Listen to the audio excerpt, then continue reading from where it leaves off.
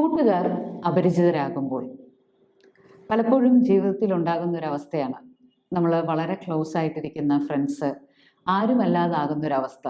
ഒരിക്കൽ ഒരു ഒരു ഹൈസ്കൂൾ അധ്യാപിക നമ്മളുടെ അടുത്ത് തെറപ്പിക്കായിട്ട് വന്നതിൻ്റെ കാരണം എന്താണെന്ന് ചോദിച്ചാൽ അവരുടെ ഒരു ഫ്രണ്ട്ഷിപ്പിലുണ്ടായ ഒരു ബ്രേക്കപ്പ് അല്ലെങ്കിൽ ഫ്രണ്ട്ഷിപ്പിലുണ്ടായ ഒരു വല്ലാത്ത വിഷയത്തിൻ്റെ പേരിലാണ്.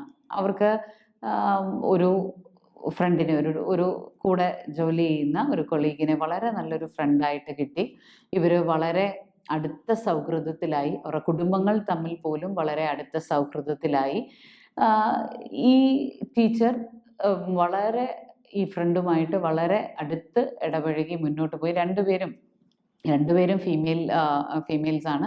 രണ്ടുപേരുടെയും ഫാമിലികൾ തമ്മിൽ പോലും അത്രയും അറ്റാച്ച്ഡായി. പക്ഷേ നമ്മളുടെ ഈ ടീച്ചറിൻ്റെ സുഹൃത്ത് വളരെ പെട്ടെന്ന് ഒരു ട്രാൻസ്ഫർ വന്ന് അവിടുന്ന് മാറിപ്പോകേണ്ടതായിട്ട് വന്നു. ട്രാൻസ്ഫർ വന്നതോടുകൂടി പുതിയ സ്ഥലത്തെ കാര്യങ്ങളും പുതിയ സ്ഥലത്തെ ഉത്തരവാദിത്തങ്ങളും ഒക്കെ ആയപ്പോൾ ടീച്ചറിൻ്റെ ഫ്രണ്ടിന് പഴയ പോലെ സംസാരിക്കാനോ പഴയ പോലെ മെസ്സേജസ് ഇടാനോ സാധിക്കാതെ വരികയും ഇത് നമ്മളുടെ ടീച്ചറിൽ ഒരു വല്ലാത്ത മാനസിക ആഘാതം ഉണ്ടാക്കാനും ഇടയായി തീർന്നു. ടീച്ചറിന് എത്ര ശ്രമിച്ചിട്ടും അതിൽ നിന്ന് മുന്നോട്ട് കയറി വരാനായിട്ട് സാധിക്കുന്നില്ല. പുതിയ സൗഹൃദങ്ങൾ ഉണ്ടാക്കാൻ സാധിക്കുന്നില്ല. എന്തിന് തൻ്റെ ജോലിയിൽ പോലും ശ്രദ്ധിക്കാനായിട്ട് സാധിക്കാത്തൊരവസ്ഥയിലാണ് നമ്മളുടെ അടുത്ത് തെറപ്പിയിലേക്ക് വന്നത്. കൂട്ടുകാർ അപരിചിതരാകുമ്പോൾ പലപ്പോഴും ജീവിതത്തിൽ ഉണ്ടാകുന്നൊരവസ്ഥയാണ് നമ്മൾ വളരെ ക്ലോസ് ആയിട്ടിരിക്കുന്ന ഫ്രണ്ട്സ് ആരുമല്ലാതാകുന്നൊരവസ്ഥ. പലർക്കും ഇതങ്ങോട്ട് ജീവിതത്തിൽ അക്സെപ്റ്റ് പോലും ചെയ്യാൻ പറ്റില്ല. പക്ഷേ ഇതൊരു യാഥാർത്ഥ്യമാണ്. ഒരുമിച്ച് നടന്നു തുടങ്ങിയ സൗഹൃദങ്ങൾ ചിലപ്പോൾ വഴിപിരിഞ്ഞു പോകുന്നത്, ഒരു കാലത്ത് വളരെ അടുത്തായിരുന്ന കൂട്ടുകാർ പതിയെ പതിയെ അപരിചിതരായി മാറുന്ന അവസ്ഥ, ഇതിനെയാണ് ഔട്ട്ഗ്രോയിങ് സോഷ്യൽ സർക്കിൾസ് എന്ന് പറയുന്നത്. ഇത് വേദനാജനകമാണെങ്കിലും ജീവിതത്തിൻ്റെ സ്വാഭാവികമായിട്ടുള്ളൊരു ഭാഗമാണ്. പക്ഷെ ചിലർക്കൊന്നും ഇത് സഹിക്കാൻ പറ്റുന്നില്ല. എന്തുകൊണ്ടാണ് ഇത് സംഭവിക്കുന്നത്? ഇതിൻ്റെ റിയൽ ഗ്രൗണ്ട്സ് എന്തൊക്കെയാണ്, അതിൻ്റെ റീസൺസ് എന്തൊക്കെയാണെന്നൊന്ന് നമുക്ക് നോക്കാം. അപ്പോൾ കുറച്ചുകൂടെ നമുക്കിതിനെ ഉൾക്കൊള്ളാൻ സാധിക്കും. വ്യക്തിപരമായ വളർച്ചയും മാറ്റങ്ങളും അല്ലേ. നമ്മൾ ഓരോ വ്യക്തിയും വളരുന്നതിനനുസരിച്ച് അവരുടെ താല്പര്യങ്ങൾ, കാഴ്ചപ്പാടുകൾ, ലക്ഷ്യങ്ങൾ എന്നിവയിൽ മാറ്റങ്ങൾ വരും. ഒരു കാലത്ത് ഒരുമിച്ച് ചങ്ക് ബ്രോസായിട്ട് പോയ അങ്ങനെ നല്ല നല്ല മൊമെന്റ്സ് ചിലവഴിക്കാൻ ഇഷ്ടപ്പെട്ടിരുന്ന കാര്യങ്ങൾ പിന്നീട് അത്ര ഇമ്പോർട്ടൻസ് ഇല്ലാതാവും.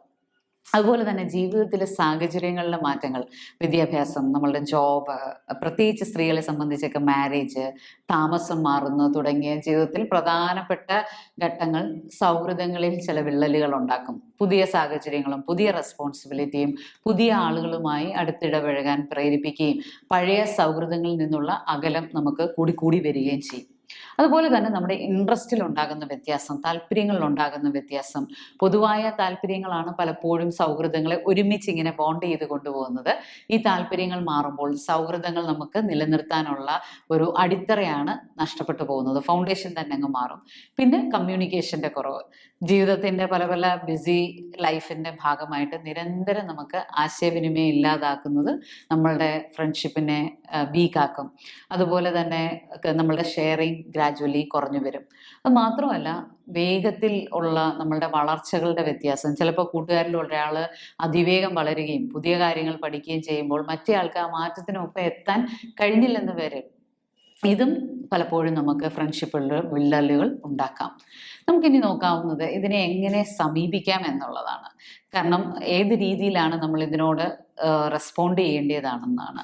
സൗഹൃദങ്ങൾ ഇല്ലാതാകുന്നതും അത് വളരെ സങ്കടകരമായിട്ടുള്ള അവസ്ഥയാണ്. പക്ഷേ ഒരു കാര്യം മനസ്സിലാക്കണം, ഇത് ചിലപ്പോൾ നമ്മുടെ ജീവിതത്തിൽ ഉണ്ടാകുന്ന ഒരു സിറ്റുവേഷനാണ്. പക്ഷേ റിയാലിറ്റി ഓറിയൻറ്റേഷനോട് കൂടി നമുക്കതിനെ അതിജീവിക്കാൻ ശ്രമിക്കാം. എത്ര ശ്രമിച്ചിട്ടും നമുക്ക് അതിജീവിക്കാൻ സാധിക്കുന്നില്ലെങ്കിൽ നമുക്കൊരു വിദഗ്ധയുടെ സഹായം തേടാം. അങ്ങനെ നമുക്ക് കോൺഫിഡൻഷ്യലായി ഇത് തുറന്നു പറഞ്ഞ് അതിന് വേണ്ടുന്ന സ്റ്റെപ്സുകൾ എടുത്ത് ഈ ഒരു പ്രശ്നത്തെ, ഫ്രണ്ട്ഷിപ്പിലുള്ള ബ്രേക്കപ്സ് അല്ലെങ്കിൽ ഏകാന്തത, അതിനെ അതിജീവിക്കാൻ സാധിക്കട്ടെ എന്ന് ആശംസിക്കുന്നു. Thank you.